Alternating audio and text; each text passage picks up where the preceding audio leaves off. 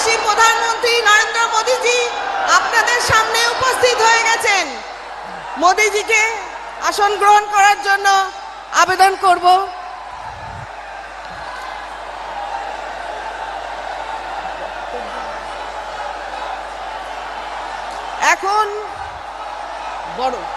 এখন আপনাদের সামনে বক্তব্য রাখবেন, স্বাগত ভাষণ আমাদের রাজ্য সভাপতি সম্মানীয় শ্রমিক ভট্টাচার্য মহাশয়। আচ্ছা, এখন শ্রমিকদা আমাদের যশস্বী প্রধানমন্ত্রী নরেন্দ্র মোদীজিকে বরণ করে নেবেন উত্তরীয় পরিয়ে। উত্তরীয় দিয়ে উনি সম্মান জানাবেন মোদীজিকে।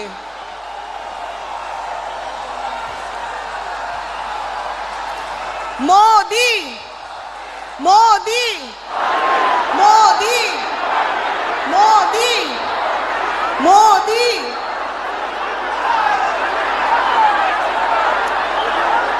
মোদি মোদি।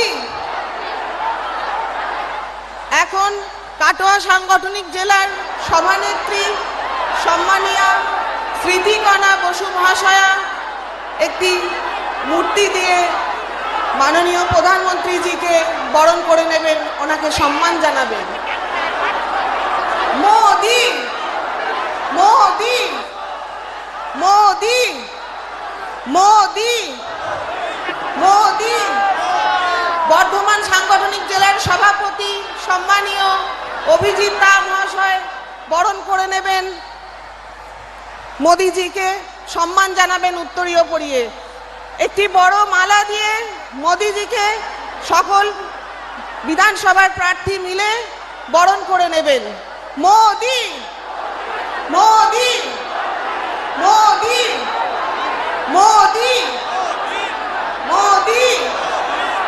মোদিজি জিন্দাবাদ, মোদিজি জিন্দাবাদ, মোদিজি জিন্দাবাদ। জয় শ্রীরাম, জয় জয় শ্রীরাম।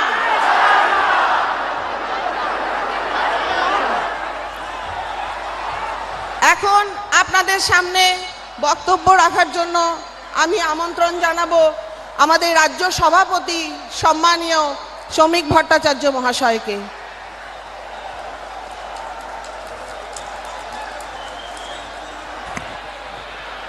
পৃথিবীর জনপ্রিয়তম রাজনৈতিক ব্যক্তিত্ব তথা ভারতবর্ষের প্রধানমন্ত্রী,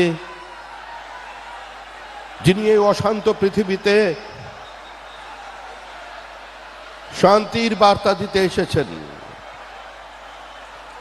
যিনি ভয়মুক্ত পশ্চিমবঙ্গ গড়বার লক্ষ্যে পাহাড় থেকে সাগর পর্যন্ত ছুটে চলেছেন, আজকে তিনি আপনাদের সামনে উপস্থিত। মঞ্চে উপস্থিত ভারতের প্রধানমন্ত্রী শ্রী নরেন্দ্র মোদীজি, আমাদের দুই সাংগঠনিক জেলার সভাপতি শ্রী অভিজিৎ দা, শ্রীমতী স্মৃতিকণা বসু, আমাদের 15টি কেন্দ্রের বিধায়ক, আমাদের দলের প্রাক্তন জেলা সভাপতিরা, সম্মানিত মঞ্চ এবং এই পূর্ব বর্ধমানের বিভিন্ন প্রান্ত থেকে যারা এখানে সমবেত হয়েছেন, তাদের সকলকে এখানে স্বাগত জানাচ্ছি। এই নির্বাচন দিকে যেখানেই চলেছে, বর্ধমান হোক, বাঁকুড়া হোক, বীরভূম হোক, স্লোগান একটাই, আলুর কোনো দাম নেই, তৃণমূলের ভোট নেই। যে বর্ধমান জেলার রাইস বোল হিসেবে পরিচিত ছিল, আজকে সেই বর্ধমান জেলায় ধান উৎপাদনে তৃতীয় স্থানে নেমে এসেছে। আজকে গোটা রাজ্যটাকে একটা পরিযায়ী শ্রমিকের রাজ্য বানিয়ে দিয়েছে তৃণমূল কংগ্রেসের সরকার। বর্ধমান জেলার মাটি রাজনৈতিক পরিবর্তনকে সূচনা করবার মাটি। এই মাটিতে প্রধানমন্ত্রী আপনাদের বার্তা দিতে এসেছেন। এরপরেও তার দুটি সভায় তাকে সম্বোধিত করতে হবে। সুতরাং আমার বক্তব্যকে দীর্ঘায়িত না করে আমি ভারতের প্রধানমন্ত্রী, যার জন্য আপনারা অধীর আগ্রহে অপেক্ষা করে আছেন, যার অনুপ্রেরণা, যার আশীর্বাদ, যার অনুমোদনে গতকাল আমাদের সংকল্পপত্র ঘোষণা হয়েছে, যে সংকল্পপত্র প্রান্তিক মহিলা থেকে শুরু করে সমস্ত মানুষের হৃদয়কে ছুঁয়ে গেছে একটি নির্দিষ্ট প্রতিষ্ঠা নিয়ে, যে সংকল্পপত্রের মধ্যে দিয়ে বাংলা তার নিজের পুনরুত্থানের স্বপ্ন দেখছে। আজকে তিনি এখন আপনাদের সামনে বক্তব্য রাখবেন। মাননীয় শ্রী নরেন্দ্র মোদীজি, মাননীয় প্রধানমন্ত্রীকে আমি বক্তব্য রাখবার জন্য অনুরোধ করছি।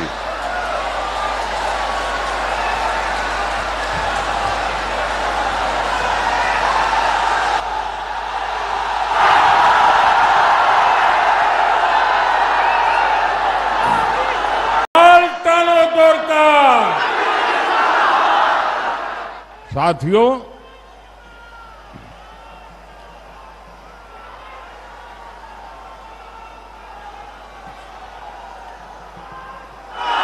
पश्चिम बंगाल के साथ साथ 4 और राज्यों में भी चुनाव हो रहे हैं। असम, केरलम और पुडुचेरी में वोट पड़ चुके हैं। वहां भारी मतदान हुआ है। बहुत बड़ी संख्या में लोग मतदान के लिए निकले हैं। महिलाओं ने बहुत बड़ी संख्या में वोट डाले हैं। मैं इलेक्शन कमीशन को बधाई देता हूं। एक भी हिंसा की घटना के बिना ये 3 राज्यों में इतना भारी मतदान हुआ है। साथियों, कुछ महीने पहले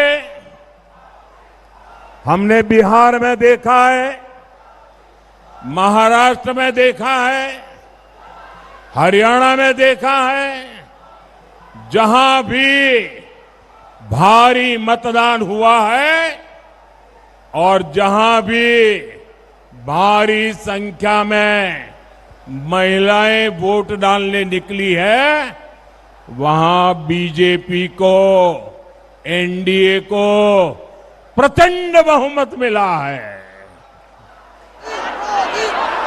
केरल में तो स्थिति ये है कि एलडीएफ और यूडीएफ खुद के जीतने का दावा तक नहीं कर रहे हैं। वे अपनी हार पक्की देख रहे हैं। अब बंगाल में भी बीजेपी जीत की तरफ बढ़ रही है। मैं आपने आप में जो जोश और जज्बा देख रहा हूं, ये विजय पक्का करने वाले हैं। मेरे साथ बोलिए, पाल्टानो दोरकार, पाल्टानो दोरकार, पाल्टानो दोरकार। साथियों, ये धरती चैतन्य महाप्रभु की भूमि है। सर उपेंद्र नाथ ब्रह्मचारी, राजशेखर बासु जी, सत्येंद्र नाथ दत्ता जी, काशीराम दास जी, ऐसी अनेक प्रेरक विभूतियों का नाता इस पवित्र मिट्टी से है। इतनी महान विरासत पर टीएमसी ने ऐसा पाप किया है, ऐसा पाप किया है कि इस पर पिछड़ेपन का दाग लगा दिया। अब बीजेपी ने संकल्प लिया है कि वो बंगाल को विकास की नई ऊंचाई पर ले जाएगी। कल ही बंगाल बीजेपी ने अपना घोषणा पत्र जारी किया है। इस घोषणा पत्र में मैंने जो आपको 6 गारंटियां दी है, उन्हें लागू करने का रोड मैप है। मैं बंगाल बीजेपी के मेरे सभी साथियों को इस शानदार घोषणा पत्र के लिए बधाई देता हूं। साथियों, मोदी की गारंटी, टीएमसी की निर्मम सरकार के भय राज को, भय को हटा करके भरोसे में बदलने की है। और ये गारंटी पूरी कैसे होगी, इसका पूरा खाका बीजेपी के घोषणा पत्र में है। बीजेपी भ्रष्टाचार और कानून व्यवस्था को लेकर व्हाइट पेपर जारी करेगी ताकि टीएमसी के हर गुंडे, हर सिंडिकेट, हर भ्रष्ट विधायक मंत्री, इन सभी का कानूनी रूप से पूरा हिसाब किया जा सके। इसमें निर्मम सरकार के 15 साल का पूरा हिसाब होगा। जो भी दंगों में, पॉलिटिकल वायलेंस में शामिल हो रहे हैं, अनेक ऐसी वारदातें की है, उनका भी पूरा कच्चा चिट्ठा निकाला जाएगा। राजनीतिक हिंसा की जांच के लिए सुप्रीम कोर्ट के रिटायर्ड जज की अध्यक्षता में जांच कमीशन भी बनाया जाएगा। साथियों, बीजेपी के राज में गांव के भूमि ऑफिस से लेकर नबान्नो सचिवालय तक भय मुक्त और ट्रांसपेरेंट व्यवस्था बनाई जाएगी।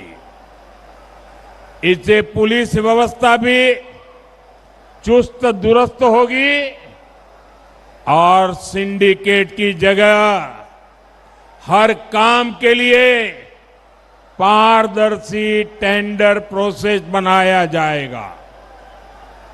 अभी आप यहां देख रहे हैं, सैंड माइनिंग पर कब्जे के लिए टीएमसी के पाले पोसे लोग आपस में लड़ते हैं। कटवा में जो ब्लास्ट हुआ था, उसके पीछे का खेल क्या है, ये भी आप सभी अच्छे से जानते हैं। बीजेपी सरकार में ऐसे हर अपराधों को रोकने के लिए सख्ती से कार्रवाई होगी।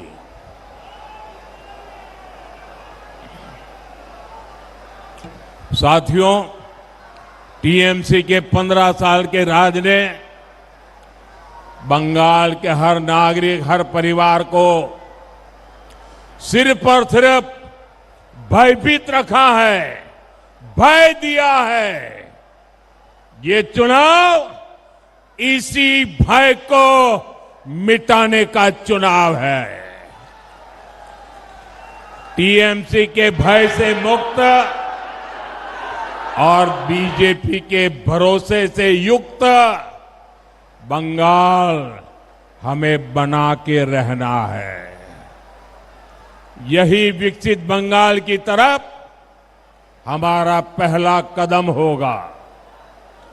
याद रखिए, भय आउट, भरोसा इन। भय आउट, भरोसा इन। बीजेपी के वोट दिन, बीजेपी के साथियों, बंगाल के पास पोर्ट है, इतनी लंबी समुद्री तट है, पहाड़ है, इतनी उपजाऊ जमीन है, घने जंगल है, बंगाल का सामर्थ्य किसी से भी कम नहीं है। अगर कमी है तो सुशासन की कमी है, गुड गवर्नेंस की कमी है, नीयत की कमी है। वर्धमान को तो धान का कटोरा भी कहा जाता है। इस क्षेत्र की पहचान पाट से रही है, जूट से रही है। जमीन ऐसी है कि साल में 3-3 फसलें ली जा सकती है। यहां के सीताभोग और मिहिदाना की मीठी सुगंध दुनिया भर में फैलती है। लेकिन साथियों, टीएमसी की निर्मम सरकार दे धोखे ने आलू किसानों को बर्बाद कर दिया है।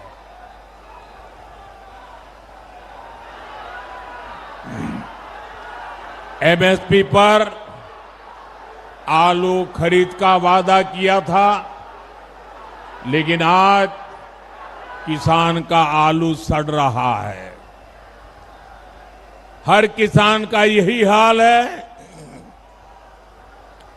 एटा चलबो ना, बांग्ला चुप थाकबे ना। साथियों, बंगाल बीजेपी ने किसानों के लिए अनेक बड़ी घोषणाएं की है। बंगाल के किसानों को डबल इंजन का डबल बेनिफिट मिलेगा। बंगाल के किसानों को पीएम किसान सम्मान निधि 9,000 रुपया मिलेगी। 6,000 केंद्र के और 3,000 बंगाल की बीजेपी सरकार देगी। आलू से जुड़े चिप्स और अन्य कृषि उद्योग को प्रोत्साहन दिया जाएगा। बंगाल में धान किसानों को 31 रुपये एमएसपी देने की घोषणा भी की गई है। साथियों, बंगाल में जूट की खेती और जूट उद्योग के गौरव को फिर से स्थापित किया जाएगा। इसके लिए बंगाल बीजेपी ने जूट किसानों और जूट मिलों के लिए मदद की घोषणा की है। और आप याद रखिए, बीजेपी तो उसका तो इतिहास, उसका रिकॉर्ड कहता है, जो कहती है वो करके दिखाती है। साल 2014 से पहले जब केंद्र में टीएमसी के समर्थन वाली सरकार चलती थी, तब जूट का समर्थन